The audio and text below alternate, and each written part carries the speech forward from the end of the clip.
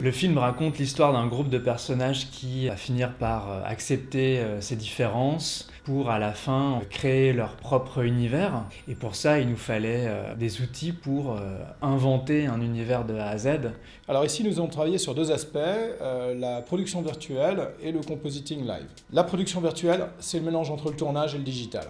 Tout l'enjeu est de matcher la position de la caméra physique et de la caméra virtuelle, de telle manière à ce que les décors 3D suivent le mouvement de la caméra de tournage. Au travers d'un mélange de hardware et de software, on utilise des outils de tracking, de calibration de lentilles, de calibration des corps caméra, de mesure et de position sur le plateau, afin de synchroniser tous ces paramètres.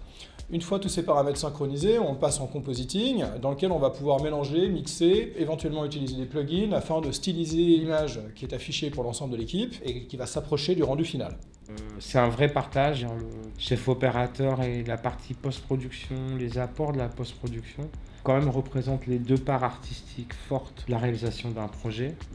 D'aventure, on est beaucoup plus séparés. Là, on est ensemble, au moins le temps du tournage, on pose ensemble les bases de ce qui va être la production finale. On rassemble deux parties créatives très importantes sur un projet, l'équipe image et l'équipe post-production. C'est assez inédit, le résultat est très satisfaisant. C'est pas tous les jours qu'on a tout le monde au même endroit pour faire le travail. Ça nous permet de mieux travailler l'éclairage, qu'on peut ajuster autant en réel qu'en virtuel.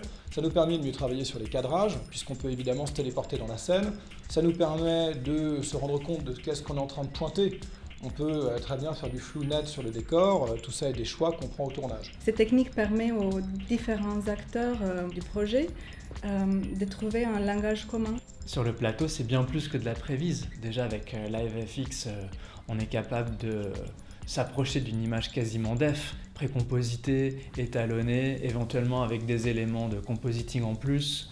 On est tous là autour d'une image quasiment définitive. Comparé à un workflow classique, on a déjà 40 à 60% de la post-production qui est prête au moment où on arrive sur le plateau.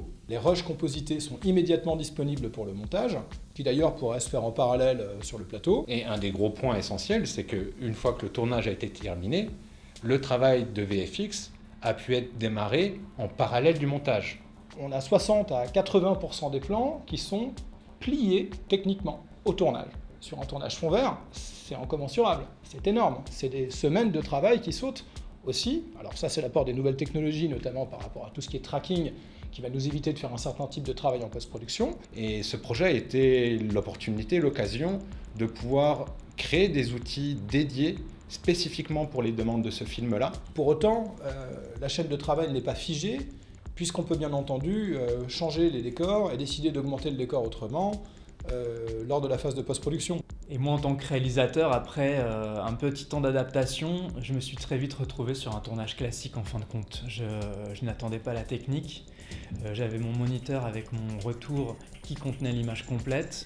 Pour faire beaucoup de studios, de faire 3 minutes et demie utiles en une journée sur une première expérience avec cette technologie-là, je trouve ça c'est super. La R&D m'a amené à travailler avec des programmeurs pour développer des logiciels, que ce soit sur la 3D ou le compositing.